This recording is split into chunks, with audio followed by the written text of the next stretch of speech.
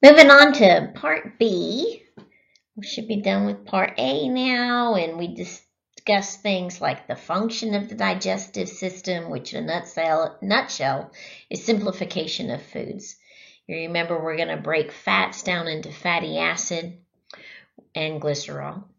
We're going to break proteins down to amino acids, and we're going to break carbs down into simple sugars. The actual GI tract is a tube, a real long tube. And we have accessory parts to that tube, such as teeth, tongue, gallbladder, and some glands like the salivary glands, the pancreas, the liver, that are going to help us do that job, simplify that food. It's going to use mechanical and chemical digestion to break things down. It's going to move things around by different forms of propulsion. We're going to have peristalsis and segmentation, so remember those. Remember the different mechanical versus chemical breakdown. What does that mean? And then after we're done digesting, all those little pieces that we have absorbed, they've been broken down into tiny pieces, they're going to get absorbed by some lymph capillaries or vascular capillaries and be brought to the liver to be modified and decide where we're going to go with that. I listed a few homeostatic imbalances. We talked about the different layers, so the histology of the alimentary tract. So we'll also do that in lab, so be sure and go through that. The blood supply and just basic details about the mouth, the teeth, the tongue, the salivary glands, taste buds. And then we're going to move on now to a little bit more detail.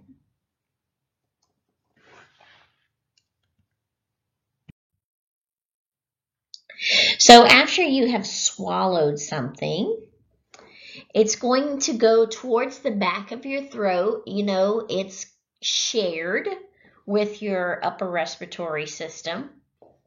So that area, your throat, is called the pharynx. Okay.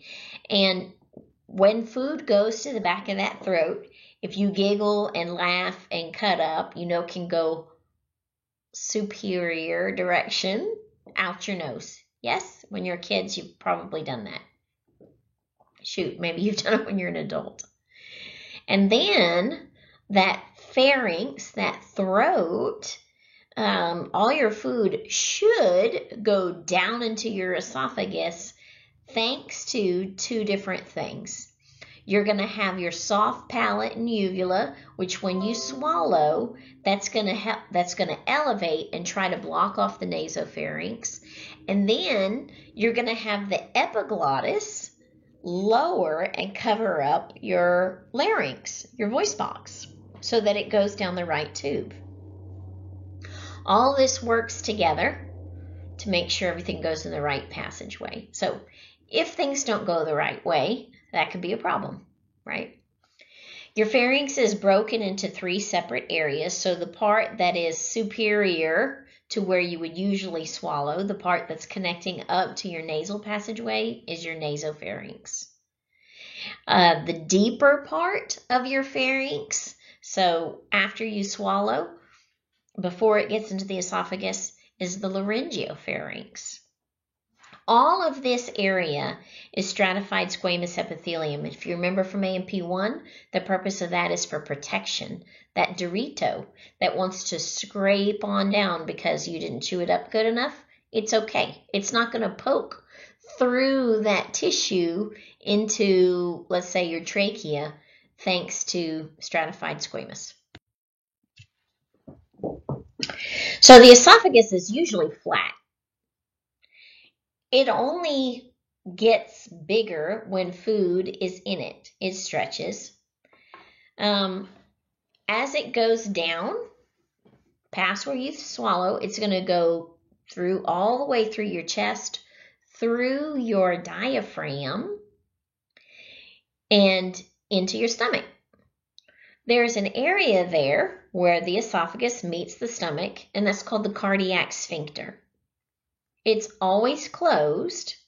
It has some mucus cells to help protect your esophagus because your stomach is making hydrochloric acid all the time.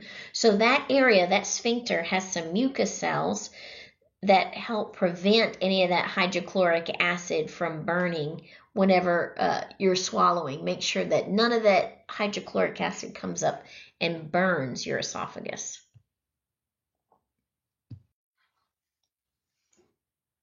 The weird thing about the esophagus is it changes as you move inferiorly. So you probably have that little brother or big brother or whatever cousin that likes to bring their food back up and show it to you, right?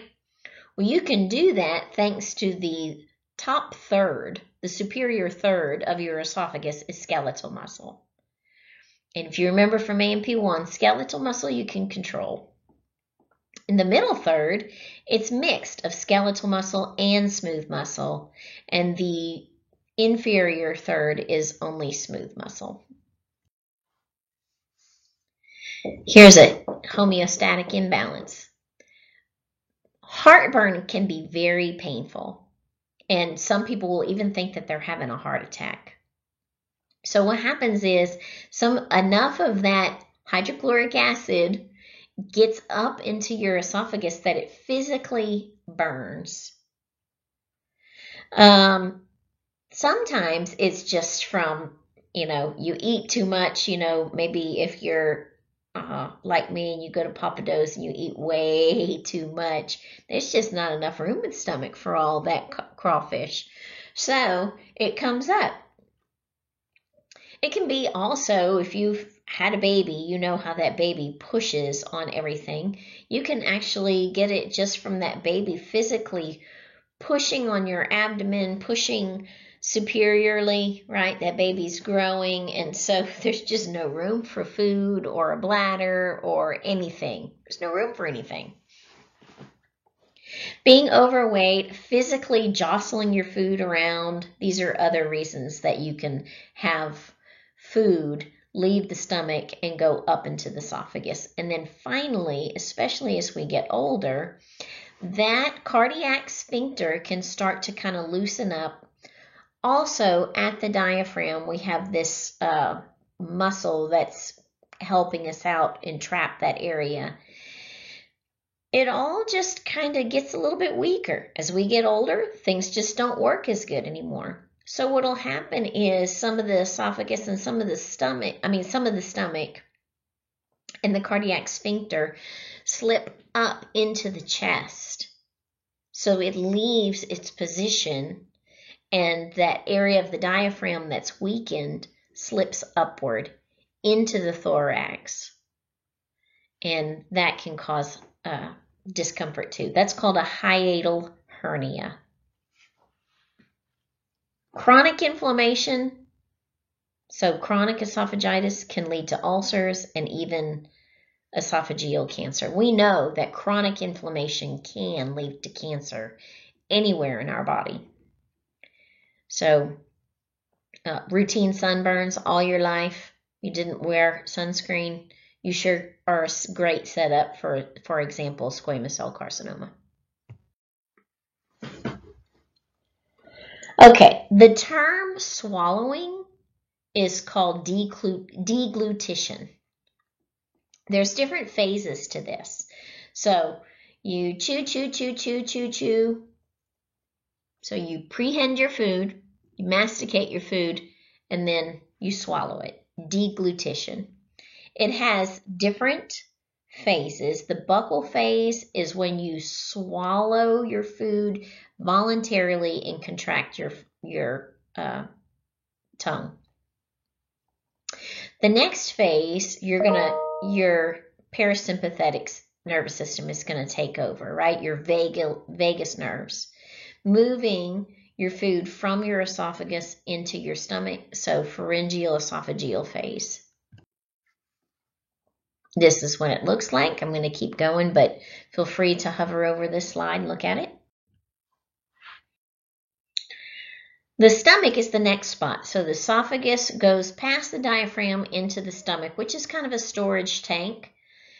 We mentioned already in the mouth, we had an enzyme called salivary amylase that's going to start the breakdown of carbohydrates, so starches, into smaller sugars. The stomach is where we're going to start protein digestion. We've got some chief cells in there that are going to start protein digestion. So that's chemical digestion.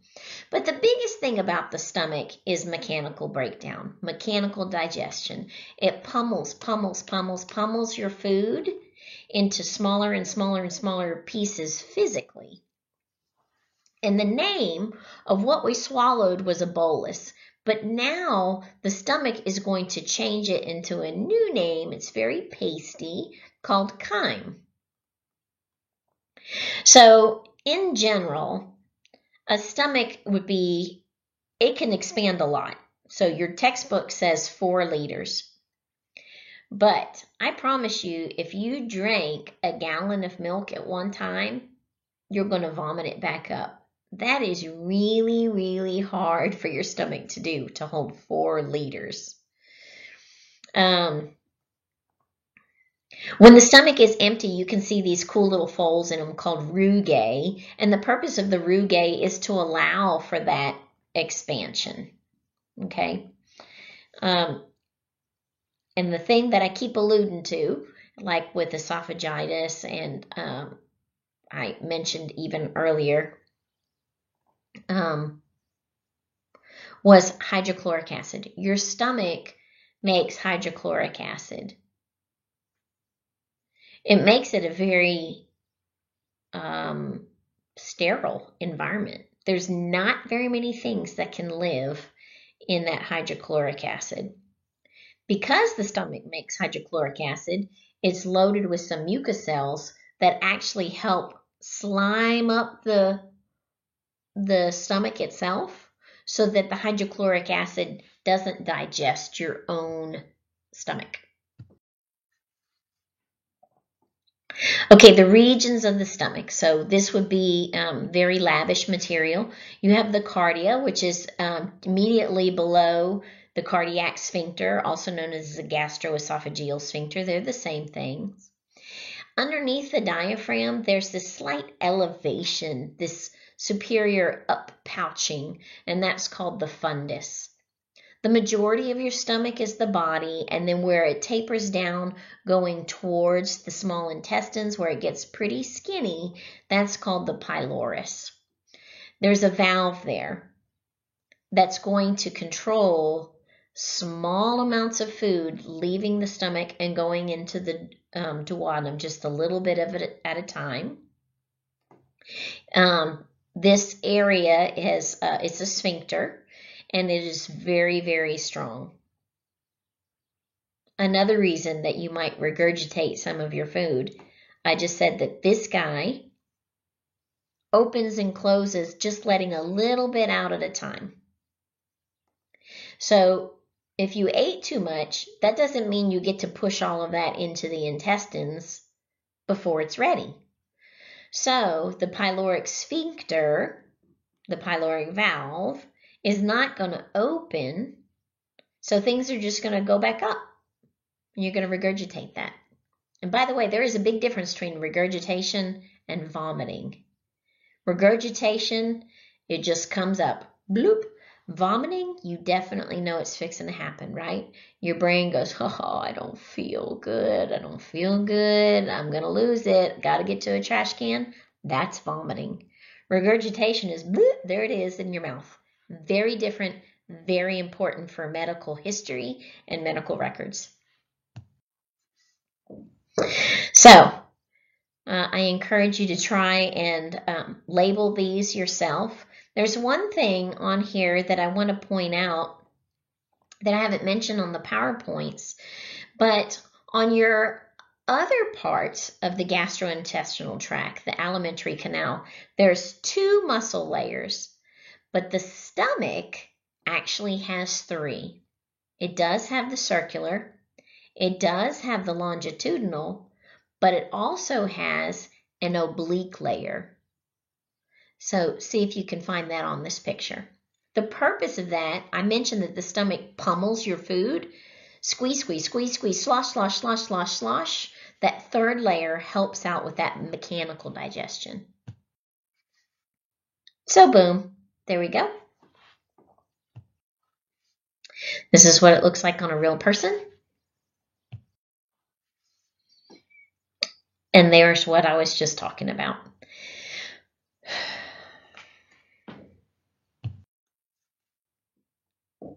Okay, so the mucosal layer, the part that your stomach, that your food is touching in your stomach, it is simple columnar epithelium, just like you saw in AMP1.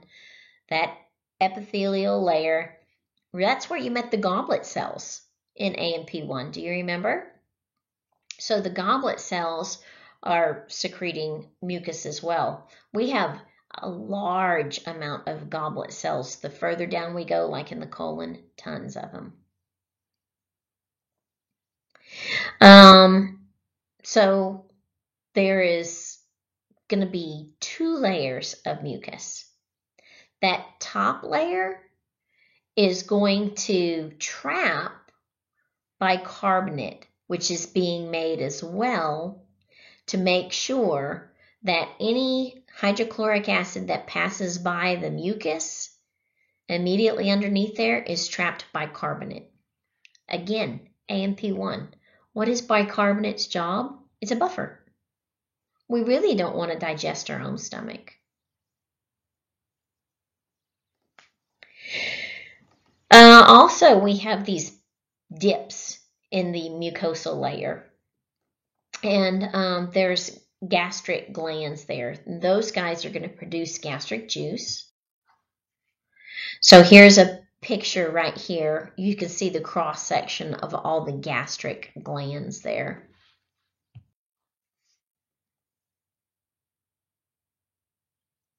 What helps that mucosal barrier? Besides the fact that we've got mucus trying to keep hydrochloric acid in the contents, besides the fact that it's trapping bicarbonate underneath, what else?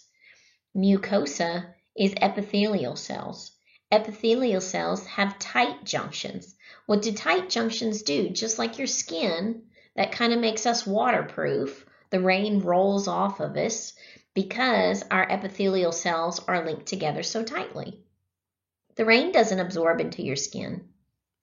Well, the goal also, form fits function, epithelial tight junctions are trying to physically keep the hydrochloric acid in the stomach not down to the deeper tissues by mechanical process, just like the mucus. And then, just like you learned in AMP1, are you tired of me saying that? Epithelium is very, very regenerative. So your skin turns over every month. But these guys, they change out every 3 to 6 days. That's why when you get some sort of GI virus, maybe it's vomiting or diarrhea or both, and it's a 24-hour bug, 3 days later, you're eating some pizza or greasy chorizo again because you can. Pictures. I love pictures, but I'm not going to hover over them. You can do that. You can pause. Okay, so let's talk about those gland cells in the gastric pit because they're very, very important. There's different guys. We have some mucous neck cells, and I made them small because we're really not exactly sure how they're different from the other kinds of cells, like goblet cells. So I'm going to move on to the parietal cells. I mentioned the chief cells already, so I'm going to pause for a second and see if you can remember what I said they did. Pause, pause, pause. And then the enteroendocrine cells. Do you remember what the chief cells do? I said earlier, protein digestion starts in the stomach. we're going to have an enzyme released by the chief cells. They're going to start protein digestion. Parietal cells are massive in making that hydrochloric acid. And then enteroendocrine, let's break that down. Entero is gastrointestinal, GI stuff. Entero, enteric, enteritis, whatever. Endocrine. By now you should think endocrine equals hormones. So instead of calling them enteroendocrine cells, we can also call them G cells. And so you can guess they're making some sort of hormone that signals what kind of digestion is required. Did I eat a protein? I need the right enzyme for that. An enzyme that breaks down carbs aren't going to do squat for me. So those hormones are going to help signal what is in your belly so you can know what kind of enzyme to release and in what amount.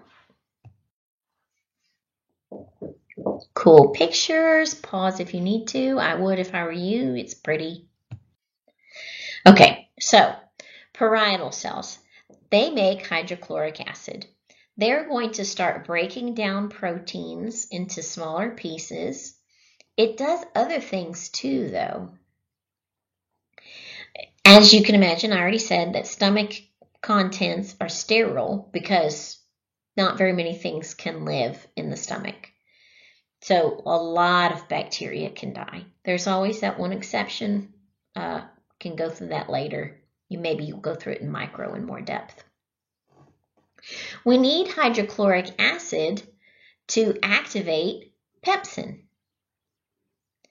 Pepsin comes from so it should say activates pepsinogen, but pepsin is going to be the enzyme that helps us break down protein. And here's one of those weird examples of positive feedback. A little bit of pepsin also helps, along with more hydrochloric acid, activate more pepsinogen to become pepsin, blah, blah, blah, blah, blah. It also helps break down any plant cell walls, like that lettuce that you eat. A lot of that fiber is still going to pass through, but it helps with that. Okay, now here's a super important one. Parietal cells. This guy, if it doesn't show up on your lecture test and your lab test and your final, I would be really surprised. I'm not in charge of the final. I'm not in charge of a lot of things. But anyway, intrinsic factor is something that the parietal cells make that without intrinsic factor, you cannot absorb your vitamin B12. If you do not have vitamin B12, you develop this weird kind of anemia where your red blood cells don't spit out. Your immature ones are supposed to spit out the nucleus so that it's just a sack of hemoglobin able to pick up oxygen. So if that nucleus stays in there, then you can't pick up as much oxygen, and so you have a pretty inefficient system. You must have intrinsic factor for vitamin B12 to be absorbed. Chief cells. Chief cells are going to be the guys that are in charge of pepsinogen. They make pepsinogen. It gets activated by the hydrochloric acid to become pepsin, and that's how you can break down protein. So look, there it is in bold again. So I keep saying that. Is that important? That protein digestion starts in the stomach? I would say that's pretty important. I would be pretty surprised if it doesn't show up on your lecture and your lab test and your final. Okay, enteroendocrine cells. Here's a few of the hormones that they release. Gastrin. This guy is going to increase the secretion of hydrochloric acid and make that gut move around. Somatostatin is what's going to be released to stasis, statin stasis, to slow down the movement of food. Serotonin and histamine are going to be hormones that activate the parietal cells to secrete the hydrochloric acid so that you can make more pepsin, so that you can digest more protein.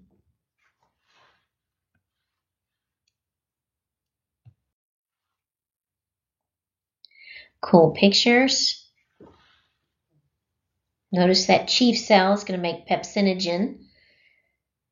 The goal of pepsinogen to get activated, just like when we had osteogenitor cells in AMP1, they have to get activated to become something else. Gen is the beginning of, the birth of, just like Genesis, the book of Genesis. And we're going to make that enzyme. It has to be activated into pepsin to break down protein. What activates it? Hydrochloric acid from the parietal cells. Here's some clinical homeostatic imbalances. Gastritis is inflammation of gastro, stomach. Okay.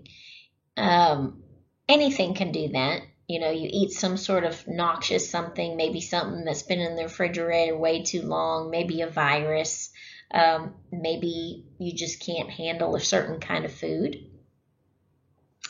If you have continuous gastritis, it sure could lead to an ulcer. You might have heard the term gastric ulcer or peptic ulcer. They're the same thing. What we have discovered is that a lot of people think it's caused by stress. Studies show that actually it's caused by a bacteria that has no problem living in that hydrochloric acid environment. It's a very archaic bacteria, and it's called Helicobacter pylori. If that ulcer erupts, then your stomach contents actually can go into the peritoneal cavity, which can lead to peritonitis.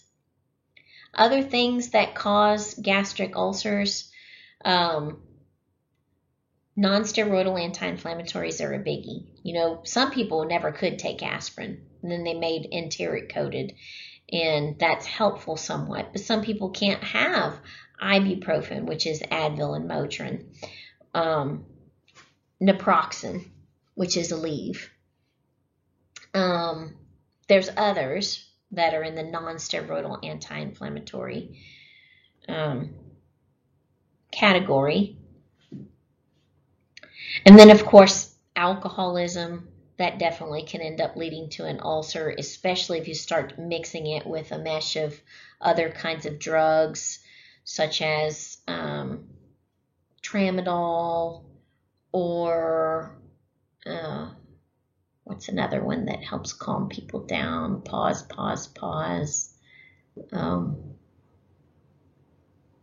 Trazodone.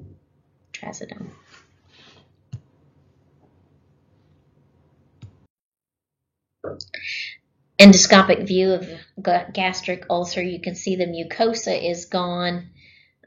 This is a deep layer, probably a muscle layer.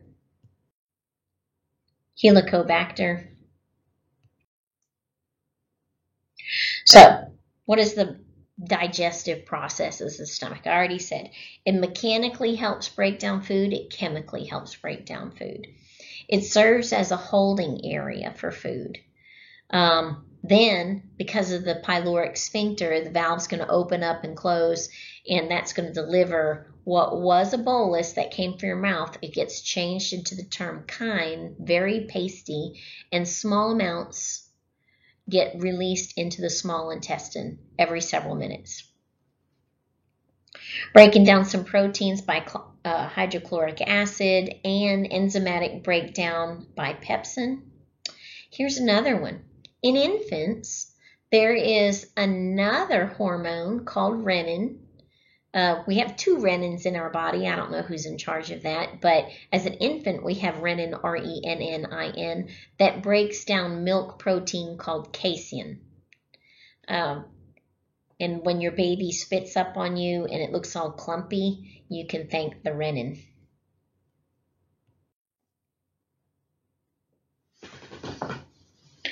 Some things absorb into the stomach, absorb through the stomach, but most of our absorption actually happens in the small intestines. So alcohol can absorb in the stomach, aspirin can absorb in the stomach, so from the stomach into the blood, but most of the absorption doesn't happen until the small intestines. The most important stomach function is that intrinsic factor that came from which cells? Pause, pause, pause, think about that. And you must have that intrinsic factor in order to absorb vitamin B12. If you do not, you will be anemic. The name of the anemia is pernicious anemia. And instead of being a sack full of hemoglobin and that's it, there's a nucleus in the way. Easily treated. Does seem to happen more as we get older, but also some people get parts of their stomach removed for weight loss purposes. So AMP1, rest and digest. Who's the major player in parasympathetic? The vagus nerve. If the bear is chasing you, the sympathetic stimulation is going to stop secretion of gastric juices. But if there's a bear chasing you, this is not a good idea to digest your food.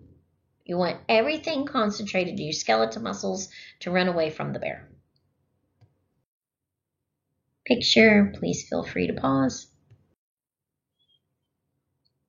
Okay, so the gastric secretions is actually broken down into 3 separate phases. We have the cephalic phase, which is the part like you smell something and you start drooling.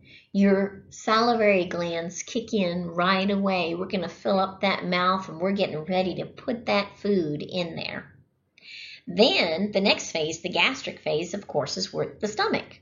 So you've swallowed the pizza, and we're going to have stretch receptors, and we're going to continue neural stimulation. So enteric nervous system is going to say, hey, I need this hormone, I need that, so we can digest this food.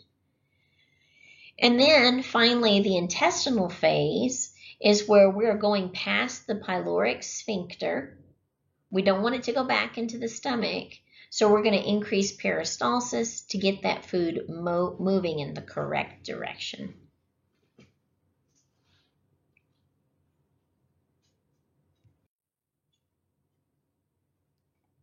So how does that hydrochloric acid form?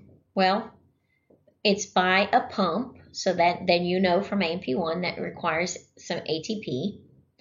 And there's a picture that I'm not going to ask you to draw, but can you recognize if I say that there is a pump, it's going to pump hydrogen ions into the stomach, and therefore we're going to create hydrochloric acid. Do you remember from AMP1, hydrogen on that piece of paper has 1 proton and 1 electron, but once you take things off of that periodic table, that's not how they want to live in real life. Hydrogen likes to live as an ion. And another name for hydrogen as H+ is protium. What makes up that hydrogen ion? It doesn't even have any neutrons. It is a proton, and that's it. Because he had 1 electron in his valence shell, he got rid of it, so he loves to exist in real life as an ion, H+. So he goes into the stomach lumen via a pump, a proton pump. And when you have heartburn, maybe you take proton pump inhibitors. And what does that do? That decreases the formation of hydrochloric acid. So Prilosec is an example of that.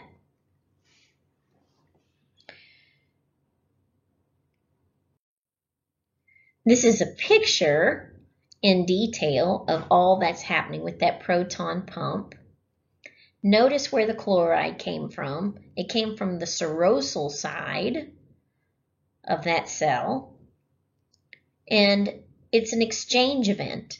The chloride that you need to bind with the hydrogen and the aluminum for hydrochloric acid, the chloride came from the serosyl side. It's an antiporter, so chloride goes in, bicarb comes out. Where's it going to go? Into the blood on that side, the serosyl side. And this is how we get sleepy after we eat. You eat, you're going to increase the amount of hydrochloric acid, but what's going to happen? You're going to increase your bicarbonate, which is going to increase your pH. Alkaline tide. That's what makes you sleepy. Another name for vomiting is emesis. This is a great fill-in-the-blank question, E-M-E-S-I-S. So it can happen from any kind of irritant or virus, spicy food, extreme stretching. And what will happen is your brain at the medulla oblongata gets a message. I do not feel good for whatever reason. So the term vomiting is emesis. If you vomit too long, you're going to get dehydrated. You're going to lose not just water, but electrolytes, and you're going to have acid-base imbalances. Because if you're vomiting up stomach contents, you're also vomiting up hydrochloric acid. And if you're losing acid, your blood's going to get too alkalotic. So you're going to become your blood pH is going to get too basic.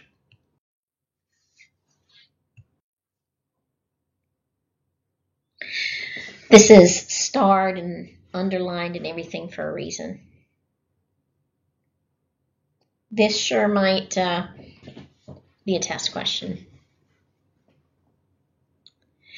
The small intestines is where the majority of your digestion and absorption happens. Your small intestines is your duodenum, your jejunum, your ileum. Don't memorize those numbers. Notice the reason it's a small intestine is because it's roughly 1 to 1.5 inches in width. But it starts at the pylorus, at the pyloric sphincter, and it goes all the way where the ileum meets the large intestines at something called the ileocecal valve.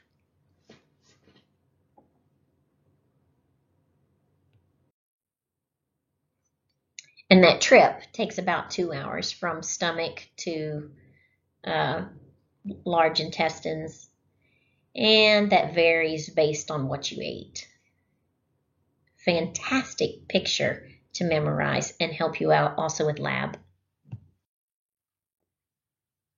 So this picture also can help you with lab. It's beautiful. I mentioned in the lab video, I believe, about the microvilli. So you have all of these simple columnar cells, and on the mucosal side of those cells is microvilli. What's the purpose of those? Increase surface area. Why would you want to increase surface area? Well, what's the job of these cells?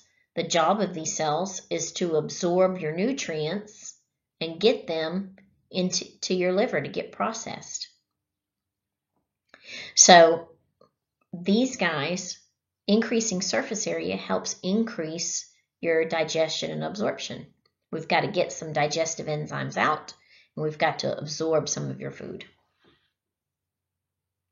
Excellent picture.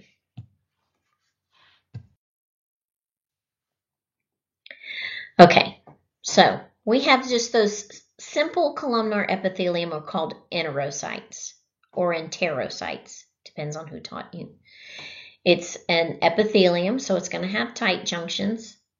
At the tips that I showed you with those microvilli, that's where we're going to absorb nutrients and electrolytes. At the dips, at the crypts, that is where we're going to produce intestinal juice, which is going to be some mucus, and it's going to be some water and maybe some electrolytes. That's going to, maybe some hormones are going to be down in those dips right there, being secreted by those G cells, the enteroendocrine cells. Goblet cells, you met those guys in AMP1, secreting some mucus. And then we actually have some mucosal associated lymphoid tissue that I'm going to call MALT now for simplicity. But this is going to be full of lymphocytes. They're lymphoid follicles. The closer we get to the large intestines, the more MALT we're going to find, specifically the Peyer's patches that I mentioned in the lab video. They're very pretty in histology, under a microscope. They're circles and they're very bright purple because lymphocytes take up a lot of that purple stain. And why? Why colon? Why you get more as you get to the large intestines? Well, that's where we have even more bacteria, and a lot of them are good bacteria, but we want them to stay in the small in the large intestines. We don't want them to be absorbed by any of our absorbing capillaries that are trying to absorb our nutrients. Bacteria, you stay where you are and do your job. I also mentioned in lab that brush, those microvilli create something called a brush border that you could see in AMP1. It looked different from the cilia because it was very fuzzy. You can feel it on fresh intestines, like for surgery. It feels very velvety. But with your eyeballs, it looks like the edges of an old-fashioned brush with all those bristles. So brush border enzymes are actually those proteins that go all the way through the cell lining, so integral proteins, and they are going to release enzymes that help break down sugars. So maltose, lactose, and sucrose. There's lots of enzymes that it releases. I'm not going to go into that details here, but I mentioned this in lab. Amino acids and sugars, they're hydrophilic, so they get absorbed straight into the blood via the normal vascular capillaries. Fatty acids are hydrophobic, so instead of going into the blood vessels, they're going to go into those little lacteals, which are lymphatic capillaries, because lymph is hydrophobic, so they get along better. So if I tell you intestinal lining is simple columnar epithelium, and I tell you epithelium divides quickly, then I'm going to tell you, how does chemotherapy kill cancer cells? Chemotherapy kills cancer cells because they're rapidly dividing. It's an easy target. Well, unfortunately, so is the rest of your epithelium in your body. Epithelium is rapidly dividing. So chemotherapy often will also kill your epithelial tissues. That's why you get vomiting and diarrhea. That's why you lose your hair. You get the idea.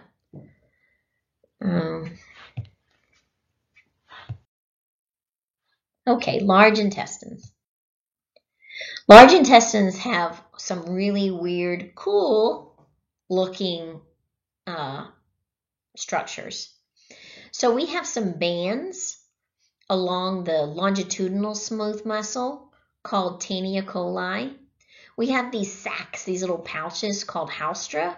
And then we have these little dangly things. They look like earrings coming off of the fat that's attached to the large intestines, and those are called epiploic appendages.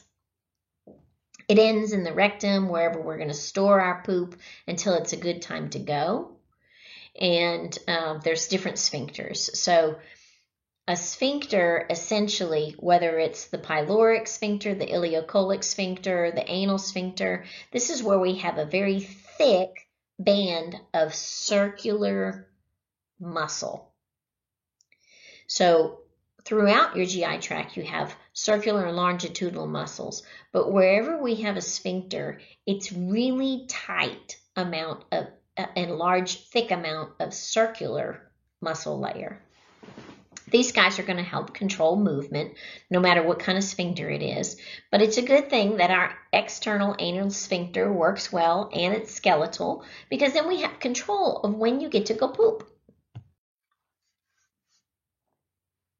So how do things move around? With those haustra, those sacs, they are slowly segmenting and moving things around.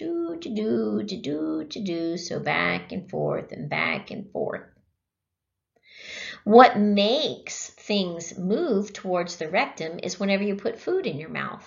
So this is a nervous response, and you're going to have, it's called a gastrocolic reflex. You put food in your mouth and things get moved towards the colon. Probably a little bit too much detail right here, but initially what's going to happen is when we eat, we're going to push things through that internal anal sphincter because it's going to relax. But if this is not a good time to go, you're in charge of that external anal sphincter and you don't have to go poop right now. This picture is showing at the anus. I wanted to point out here, these veins right here, their names are hemorrhoidal veins. So they're normal. Hemorrhoidal veins are normal. But if they become varicose, like those varicose veins in your legs, well, maybe not your legs, but I'm sure you've seen them, they'll bulge out of the anus. And so that term hemorrhoids means that you're actually just seeing these guys whose valves failed. We'll learn more about veins and valves later. They fail, and so they actually are starting to pooch out of the anus.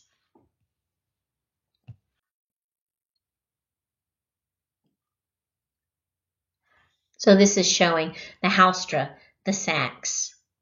This is showing those little earrings that I was talking about, the epiploic appendages, the little fatty things that are hanging off. And then it's showing the Taenia coli, which is these bands that are running along. Let me get this pointer.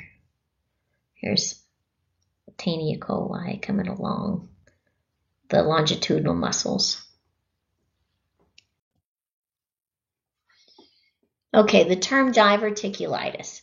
Diverticulitis is inflammation of the diverticula. Are you supposed to have diverticula? No, you're not.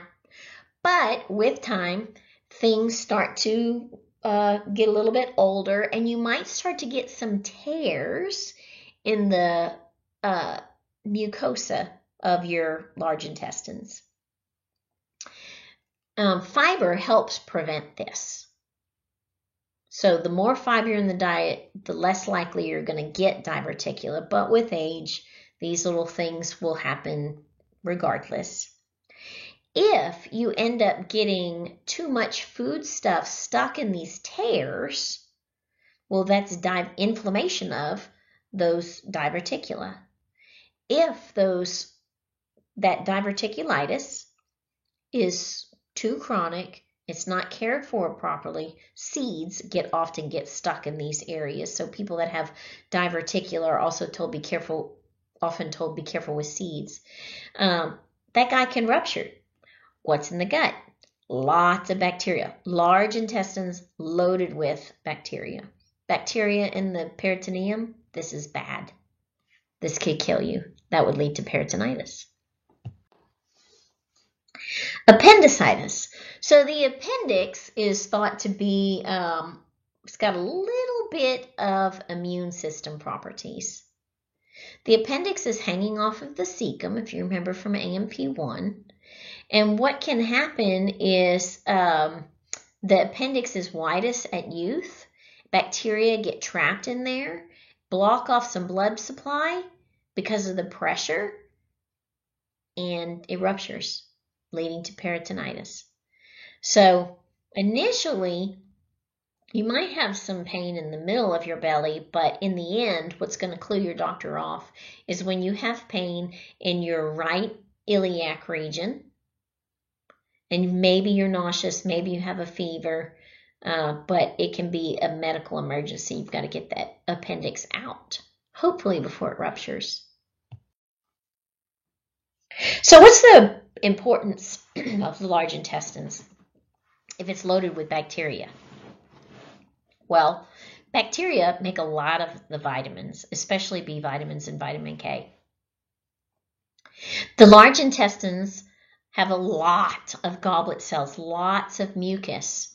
Why is that important? Well, you don't want to poop out dry poop. That would not be comfortable. As a matter of fact, I would say that would lend to herniation of those hemorrhoid veins. Most important is absorption of water. We are going to recapture as much water as possible at the large intestines. Super important. So, vitamin B, maybe B12, that you need intrinsic factor, that came from which cell? Thank you, large intestines. I want to introduce this term Valsalva maneuver. If it didn't come up in A&P1 in your class, I don't usually introduce it in A&P1 myself. But that period of time where you hold your breath and you push your poop out, you're increasing abdominal pressure. By doing that, what you're doing is the epiglottis is closing off your trachea at the larynx. So you increase abdominal pressure, and that helps you push out your poop. And that's normal. That's called the Valsalva maneuver. I always say removal. Valsalva maneuver. So poop, what's it made of? Some water, some fiber, some mucus, lots of bacteria. Maybe you've heard of Clostridium difficile. This is a bacteria that can cause a chronic diarrhea. People can miss work from this, and it's become very resistant to antibiotics, so much so that the most common, new, and very effective treatment is you swallow somebody else's poop, somebody that has been determined to have very healthy poop, probably somebody that's athletic, probably somebody that eats extremely healthy food. And what they'll do is they'll put their poop in capsules, and they get paid for donating their poop, by the way. So, want to make a little extra money? Are you healthy? See if you can be a candidate for a donator for these fecal transplants. Here's some of the accessory digestive organs that are associated very intricately with the small intestines. So what's going to happen is all these things' end goal is to dump into the duodenum, because that's where the largest portion of digestion is going to happen initially, where we have a bunch of enzymes. So the liver could actually have its own 2 semesters of class. It is such a complicated organ, an amazing organ. This guy is where bile comes from. The gallbladder, what everybody thinks of as, associated with bile, the gallbladder is just a holding place for bile. And whenever it's time to secrete it, the gallbladder gets a message from some hormones that it's time to squeeze and dump out some bile. But the liver is actually the guy that makes it. And the purpose of bile, listen to me, a very common test question, is not chemical digestion, it's mechanical digestion. So in lab, if we were in person, we would take some vegetable oil. You can do this at home. Vegetable oil, and put some Dawn in it, right? Dawn gets grease out of the way. That was their motto a long time ago. And so you could take some Dawn, squirt it in just a little bit of vegetable oil, shake it up, and you're going to see all these little oil droplets. Well, why'd that happen? The Dawn molecules are encircling the fat and breaking that fat into smaller little droplets. Very much like when we learned in A&P1 how water and salt, there's not a chemical reaction, but the water molecules are going to separate the sodium and chloride. Water molecules are going to surround the sodium. Water molecules are going to surround the chloride. They don't bind to it. They're surrounding it and breaking it up. That's what bile does to fat. So you eat some chorizo, nom nom nom nom, and you secrete some bile. There's a lot of, if you've never had chorizo, there might be some grease in that food item. And so the bile goes and starts surrounding the chunks of fat that are passing through into the small intestines and surrounding it to make it into tiny little droplets. Now, the pancreas is such a massive player in digestion. What it's going to do is it's going to make an enzyme, pancreatic amylase, to break down carbs. It's going to release pancreatic lipase to break down lipids. And it's going to make trypsin and chymotrypsin to break down proteins. He also releases bicarbonate and puts it into the duodenum because, remember, the stomach is full of hydrochloric acid. And now all the stomach contents is going to squeeze just a little bit of it at a time. That chyme is going to squeeze into the duodenum. Well, what's mixed with it? Hydrochloric acid. But that's okay because as it moves into the duodenum, so does bicarbonate from the pancreas, so that that hydrochloric acid doesn't eat a hole into your duodenum. So here's that liver. You can make so much. You can make at least a semester of class with it. It's got so many functions. I've already mentioned that if you eat too many Snickers bars, you're not going to need all that glucose right now. But the liver is going to take some of that glucose and build a new molecule. So anabolism, build glycogen. Now some of it's also going to get built into fat if you had too much of it. But anyway, he stores fat-soluble vitamins. Remember, all your nutrients are going to go from the intestines to the liver and get processed so you can figure out what to do with them. What does processing mean? Well, maybe it's going to make some proteins. If you have a patient that's low on protein, you do blood work, they're hypoproteinemic. They're either losing it, so spilling out the urine, pooping it out, or bleeding to death, or they're not making it. If they're not making it, liver. One very important type of protein that the liver makes, one of many, is clotting factors. So if you do some blood work and somebody is lacking in clotting factors, something's going on in the liver. Now, it might not be the liver's fault. It might be something else because it's very complicated. But all of that happens in the liver. High density lipoprotein, so HDL is good cholesterol. Our liver makes that. Detoxification, so if you have, let's say, some alcohol, that is a toxin, and your liver is gonna, I should say, a toxin in enough amounts. Your liver is going to detoxify that and clear things out. Drugs, a lot of drugs need to pass through the liver and get cleared out. And then finally, he is the guy that makes the bile. He's going to secrete that bile, and it's going to make its way into the bile duct, into the gallbladder, and then it's going to get stored there until you eat some fatty food. It has 4 lobes and a hormone called cholecystokinin, CCK, cholecystokinin, is the hormone that tells the liver to make bile.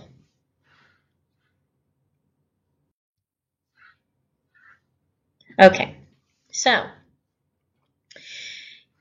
your liver cells, each liver cell is in charge of making some bile. That's a lot of liver cells, making some bile. And what it's going to do is going to go through little ducts called the hepatic ducts. That's going to leave the liver. And it's going to go to the cystic duct, which connects to the gallbladder. The common bile duct is formed by the hepatic and the cystic duct.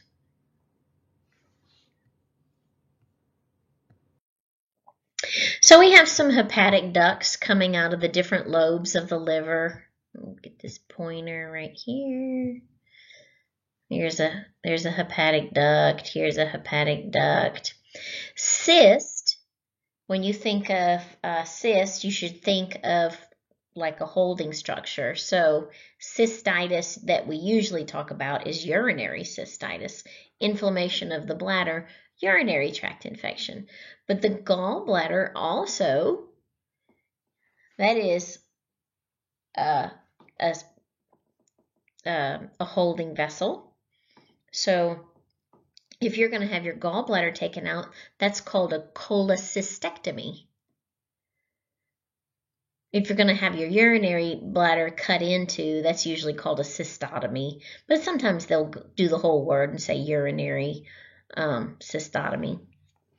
Okay, well, this coming together, all those little hepatic ducts and the cystic duct come together to form the common bile duct. And if there's no need for that bile to go down into here, it's going to end up backing up into this gallbladder right there. We do have to know the microscopic anatomy of the liver. It's kind of cool looking, and it's on a slide in just a minute. When you look at a low power setting of a slice of the liver, it looks like a bunch of hexagons, a bunch of stop signs. Those are called lobules, and they're actually the functional units. There's a bunch of little stripes, almost like spokes, maybe, going to the center of this hexagon. The center has a hole in it. The center with the hole in it is actually a central vein. So, those cells that are lining the spokes are liver cells. Their name is a hepatocyte. Hepato is liver, hepatitis. And so those cells need oxygen, okay? So they're going to be getting a little bit of oxygen. And of course, they're making carbon dioxide, so that needs to be taken away. But what else have I told you is going to the liver cells?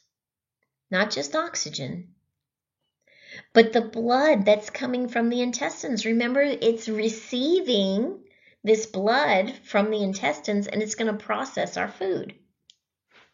Okay, so let me explain where those guys are.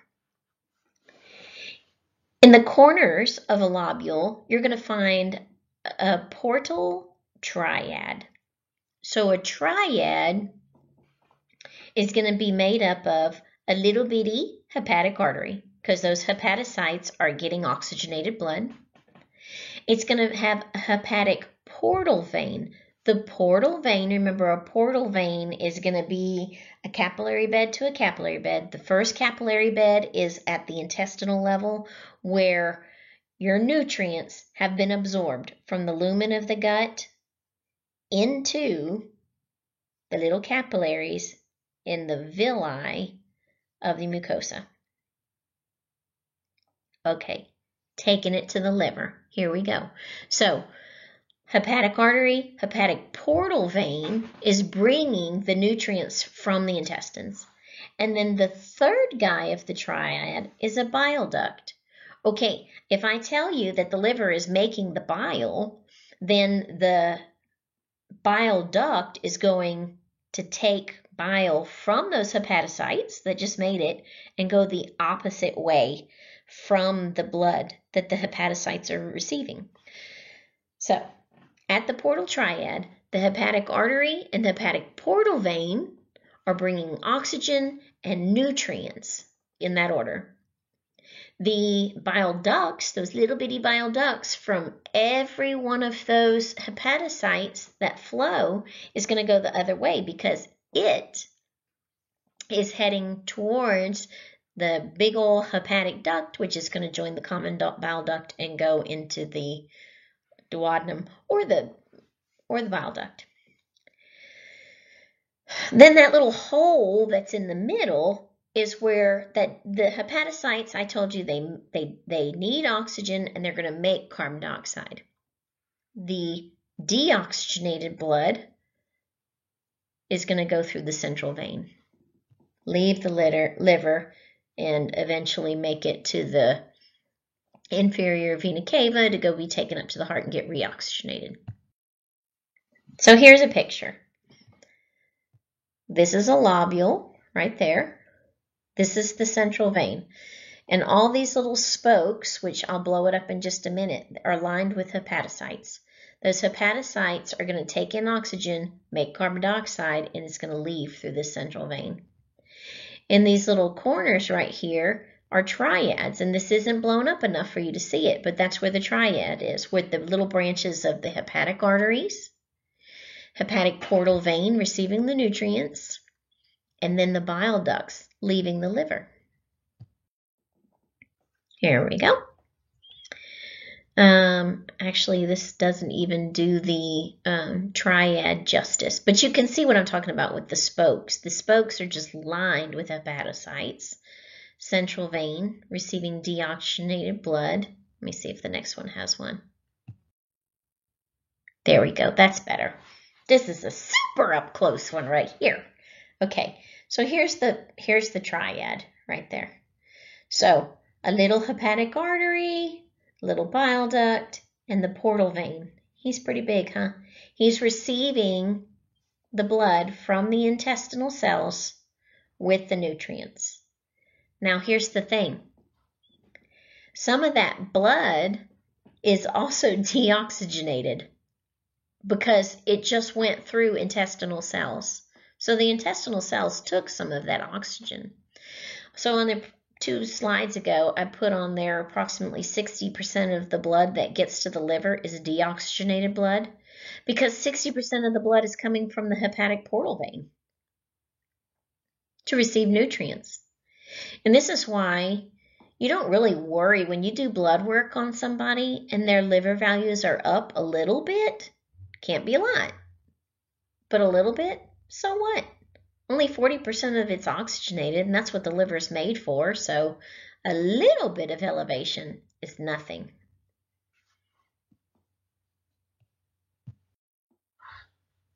Another beautiful picture showing flow. Very nice. So hepatocyte function. They're going to produce bile. They're going to process the nutrients that are coming from the intestines, store fat-soluble vitamins, make proteins. I think that's probably what's supposed to be right here. Fill that in. Make proteins. Oh, there it is, there it is, there it is. Make plasma proteins. And then fat-soluble vitamins, and then detoxification.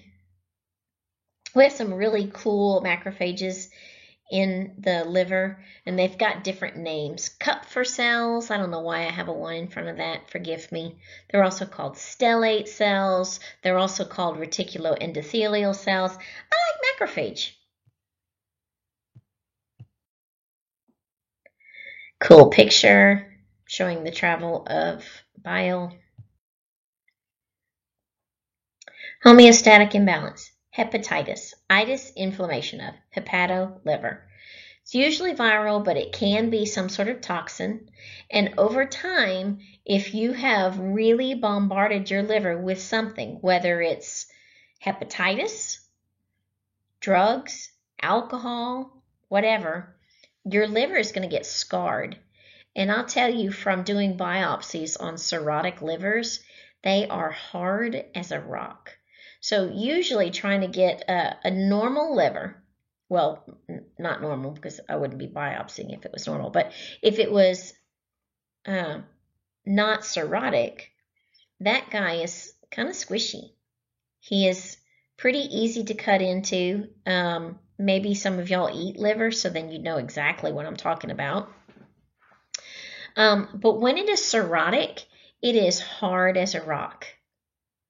And I have had where I can't even get my scissors through it. scissors go through the autoclave and excess or extreme heat dulls blades.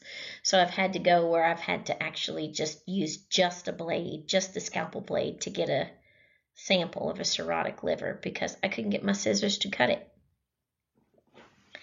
Okay, so if we have all this blood flowing through it, what's going to happen if your liver is cirrhotic, if it's all scarred up?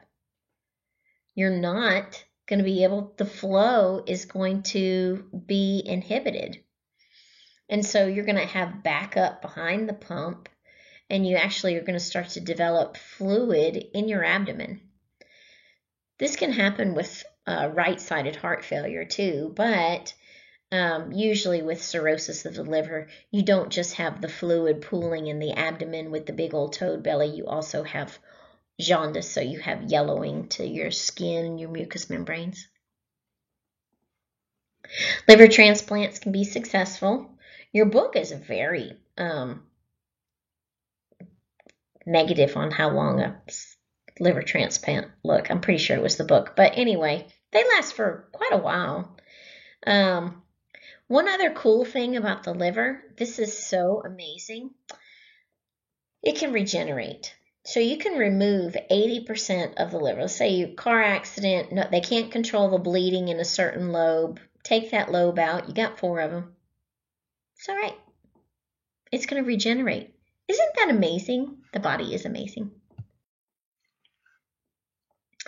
Okay, so I actually already said this. The gallbladder is going to hold on to the bile. It's the storage unit. It actually is going to concentrate it too and make it thicker. And then we have smooth muscle that's going to contract it out the cystic duct into the common bile duct to go into the small intestines, into the duodenum. Exocrine pancreatic function.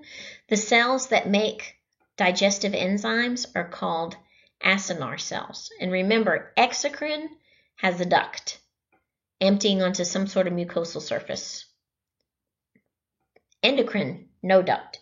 It ends up going by exocytosis into a vessel. So I mentioned this in lab, and so I'm going to kind of go through this a little quick. The pancreas is part exocrine, part endocrine, and it looks different. The endocrine part of it is little pink islands, and they're called islets of Langerhans. So these, you can see, these are essentially simple cuboidal cells, and they're going to, their little Golgi bodies are going to package up some enzymes, and those guys are going to exocytose into a duct, which is going to work its way out.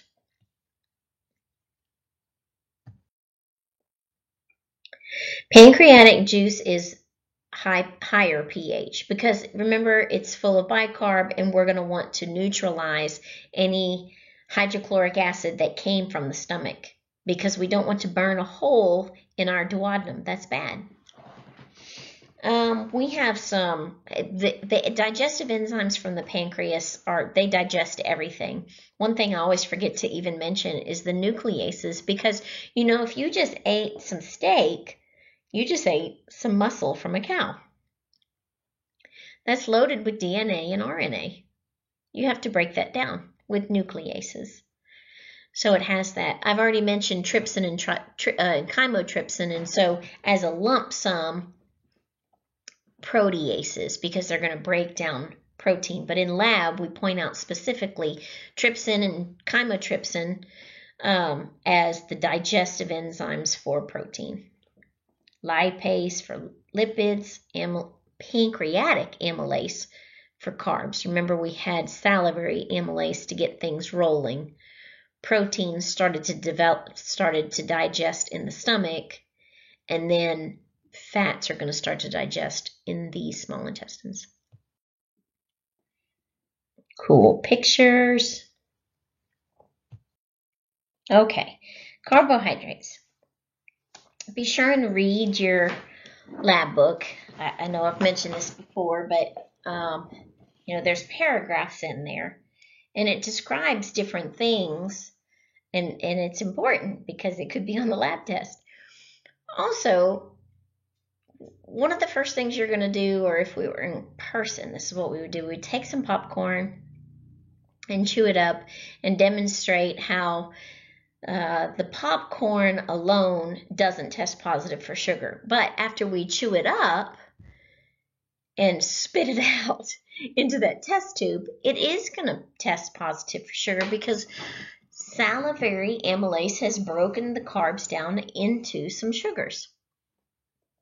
Well, it's nothing major is going to happen to sugars or carbs in the stomach, but once we get to the small intestines, we're going to have pancreatic amylase break it down some more into disaccharides, into lactose, maltose, and sucrose. Here's where the bellyache comes in, because if your intestines don't make lactase, you're going to have a hard time breaking that down, because the final breakdown of lactose, maltose, and sucrose into glucose, fructose, and galactose, so those are the monosaccharides.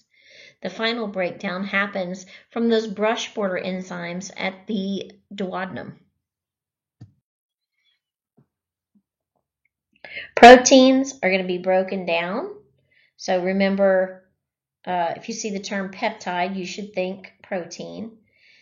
So a large protein is going to be broken down into large polypeptides, to small polypeptides, to dipeptides, to amino acids.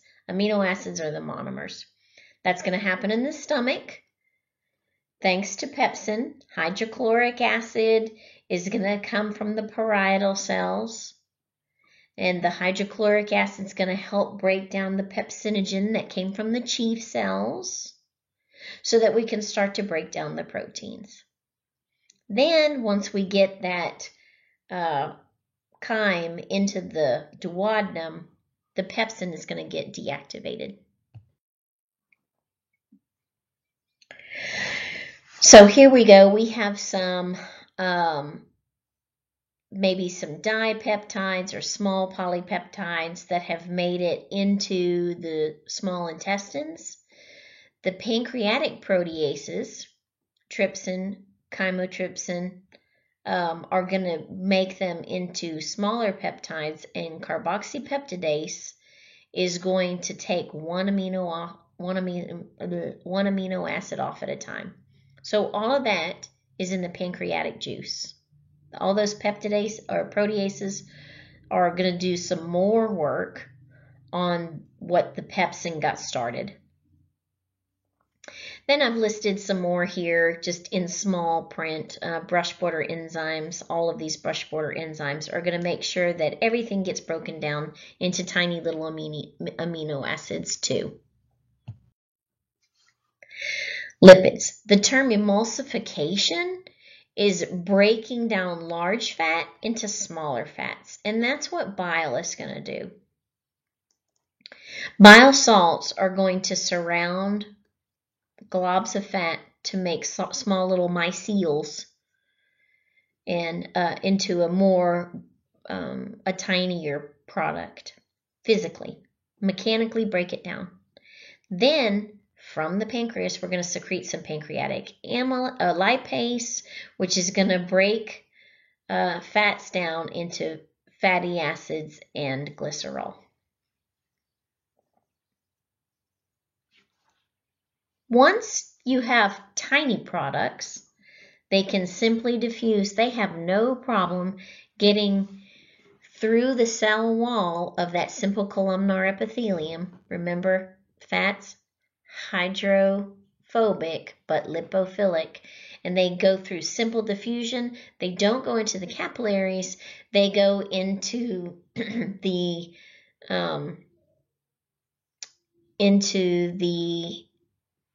lacteals. Sorry, I had a brain stop there. Into the lacteals, which are essentially lymph capillaries, dead end lymph capillaries.